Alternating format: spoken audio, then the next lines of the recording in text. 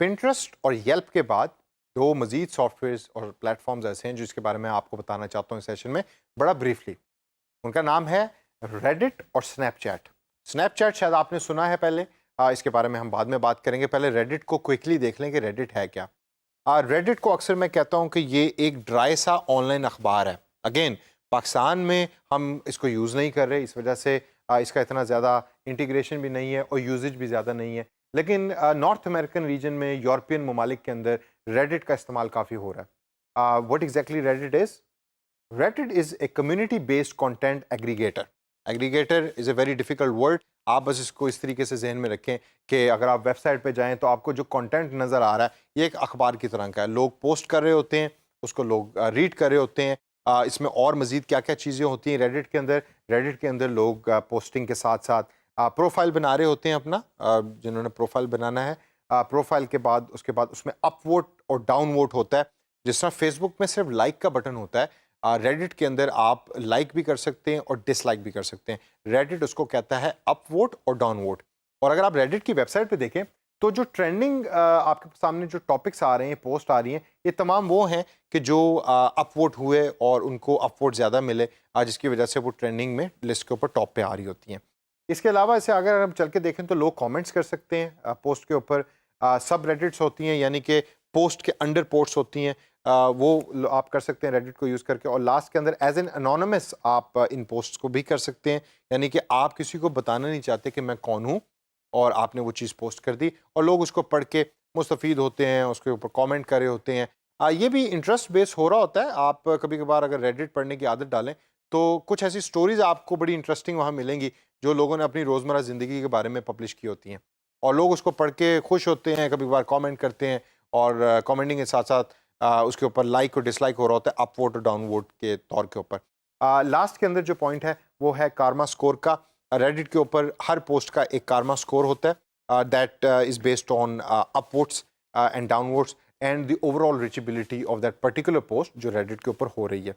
Reddit का इस्तेमाल freelancing दुनिया के अंदर कम है, लेकिन अगर कंपनी इसको यूज़ कर रही होती है तो वो कोशिश ये करती है कि एज ए फ्रीलांसर आपको ये कहे कि भाई हमारे लिए एक ऐसी पोस्ट बनाए कि जिनको लोग पढ़ के मुस्तफ़ीद हों, खुश हों और वहाँ से हम लिंक दें अपनी वेबसाइट का या फेसबुक पेज का कि जिसके ऊपर लोग आके हमसे कुछ चीज़ें खरीदें या प्रोडक्ट और सर्विसेज हमसे खरीद सकें।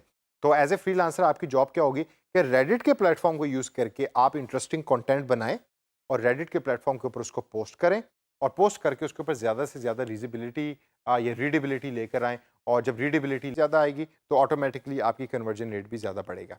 रेडिट से आगे चल के देखें तो अगला सॉफ्टवेयर जो मैं आपको बताना चाहता हूँ वो है स्नैपचैट। स्नैपचैट का ये वाला लोगो जो है वो आपने अक्सर देखा होगा, बड़ा कॉमन है। येलो सा, दरमियान में एक भूतनुमा सा, गोस्ट नुमा सा एक कैरेक्टर बना हुआ है उसके अंदर। स्नैपचैट पाकिस्तान में काफ़ी पॉपुलर है। शहरों के अंदर लोग उसको बहुत ज़्यादा यूज़ करते हैं। फेसबुक के बाद, इंस्टाग्राम के बाद स्नैपचैट की भी रीचेबिलिटी पाकिस्तान में बहुत है, इसी वजह से ये एक कॉमन सॉफ्टवेयर है। लेकिन ये मोबाइल बेस्ड है। फ्रीलांसिंग दुनिया में जॉब्स हैं, काफ़ी कम जॉब्स हैं, लेकिन स्नैपचैट के बारे में आपको पता होना चाहिए कि ये दर हकीकत है क्या। स्नैपचैट्स के ऊपर आप करते क्या हैं? स्नैपचैट्स के ऊपर सबसे पहले तो आपके फॉलोअर्स होते हैं। आप चीज़ें पोस्ट करते हैं और उसको फॉलो करने के लिए लोग फॉलोअर्स होते हैं। जैसा इंस्टाग्राम पे आपके फॉलोअर्स होते हैं, इसी तरीके से स्नैपचैट पे होते हैं। अगर आप एक सेलिब्रिटी हैं तो आप अपनी छोटी-सी वीडियो क्लिप पोस्ट करने के बाद फॉलोअर्स जो हैं उसको देख रहे होते हैं। इस तरीके से फॉलोअर्स आपके बढ़ते भी हैं और वो रेगुलरली वेट करते हैं कि आप नया से नया कंटेंट जो है वो पोस्ट करें स्नैपचैट के ऊपर। दूसरे नंबर के ऊपर पर्सनल चैट है। आप अपने फॉलोअर्स के साथ पर्सनल चैट कर सकते हैं। स्टोरीज़ आप बना सकते हैं। कंटेंट डिसअपीयरिंग, अच्छा स्टोरीज़ और कंटेंट डिसअपीयरिंग बड़ा इंटरेस्टिंग है। फॉर इंस्टेंस मैं एग्जांपल के तौर के ऊपर, मुझे गाड़ियों का शौक है और मैं एक ऐसी जगह पे गया जहाँ गाड़ियों की रेसिंग हो रही है। तो मैं जब वहाँ जाऊँगा तो वहाँ मैं एक छोटी-सी स्टोरी बना लूँगा स्नैपचैट के सॉफ्टवेयर को यूज़ करके, जो मैं पोस्ट करूँगा स्नैपचैट के मोबाइल ऐप के ऊपर। जो मेरे फॉलोअर्स उसको देखेंगे और उसको देख के उसपे कमेंट कर सकते हैं, लाइक कर सकते हैं। जो इंटरेस्टिंग फैक्ट है स्नैपचैट का वो ये है कि after a while your content disappears. Facebook के ऊपर जो आपने कंटेंट पोस्ट कर दिया वो वहीं रहता है। वो कहीं डिलीट नहीं होता अनटिल अनलेस कि आप उसको खुद डिलीट करें। स्नैपचैट के ऊपर आपका कंटेंट ऑटोमेटिकली डिलीट हो रहा होता है। कुछ लोग ये कहते हैं कि इसकी वजह से स्नैपचैट सबसे ज़्यादा सेफ सोशल मीडिया सॉफ्टवेयर है, क्योंकि ये प्राइवेसी को ब्रीच नहीं कर रहा होता। आपने एक चीज़ अच्छी लगी, आपने पोस्ट की, पोस्ट करने के कुछ देर के बाद जब फॉलोअर्स ने उसको देख लिया, कमेंट्स कर दिए, तो ऑटोमेटिकली वो पोस्ट डिलीट हो गई।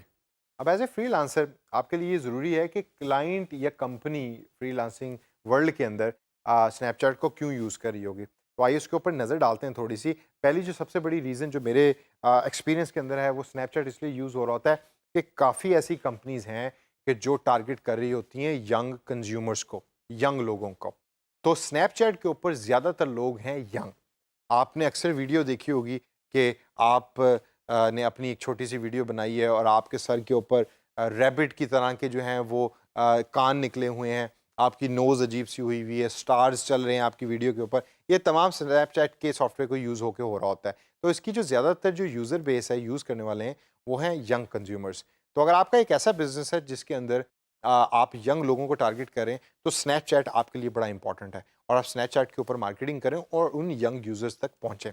दूसरा जो पॉइंट है वो है नेचुरल कन्वर्सेशन का, क्योंकि एक बड़ा नेचुरल किस्म का कंटेंट, कैजुअल सा कंटेंट हो रहा होता है डेवलप, तो आप कन्वर्सेशन भी जो है, यानी बातचीत भी जो है, वो नेचुरल अंदाज में करते हैं अपने फॉलोअर्स के साथ या उन लोगों के साथ जो आपके साथ इंटरेक्ट कर रहे होते हैं। इन्फ्लुएंसर्स होते हैं स्नैपचैट के ऊपर इंस्टाग्राम की तरह, जो जिनको काफ़ी लोग फॉलो कर रहे होते हैं। आप एज ए मार्केटिंग या मार्केटियर उन इन्फ्लुएंसर्स को भी यूज़ कर सकते हैं अपनी प्रोडक्ट के बारे में बताने के लिए। और लास्ट के अंदर जो पॉइंट है वो ये है कि Snapchat is a very trendy software. चूँकि यंग लोग यूज़ करते हैं और यंग लोग ज़्यादातर ट्रेंडी होते हैं, तो ट्रेंड होने की वजह से काफ़ी वो कंपनी के जो ट्रेंडी या ऐसी प्रोडक्ट्स ऑफ़र कर रही हैं मार्केट के अंदर कि जिसके अंदर बड़ा हिप किस्म का और मॉडर्न किस्म का इमेज जाता है उन प्रोडक्ट्स का, तो वो स्नैपचैट को यूज़ करते हैं अपनी मार्केटिंग कैंपेन के लिए। तो दोस्तों, ये स्नैपचैट और रेडिट 2 ऐसे सॉफ्टवेयर हैं कि जिनकी शायद आपको फ्रीलांसिंग वेबसाइट्स के ऊपर चंद जॉब्स मिले। इनको देखिए कि अगर इन जॉब्स के ऊपर आपको अच्छे पैसे मिल सकते हैं, तो इनको इस्तेमाल करना कोई बहुत ज़्यादा मुश्किल नहीं है। रेडिट के इंटरफेस से आपने नहीं घबराना। इंटरफेस थोड़ा-सा कन्फ्यूज़िंग है, लेकिन उसके इंटरफेस से नहीं आपने घबराना, बड़ा सिंपल सॉफ्टवेयर है। और स्नैपचैट के ऊपर तो मैंने आपको बता ही दिया कि मोबाइल ऐप है, वो आप एक दफ़ा अपने तौर पे यूज़ करें, तो आपको आइडिया हो जाएगा कि पोस्टिंग कैसे होती है और स्नैपचैट पॉपुलर क्यों हुआ।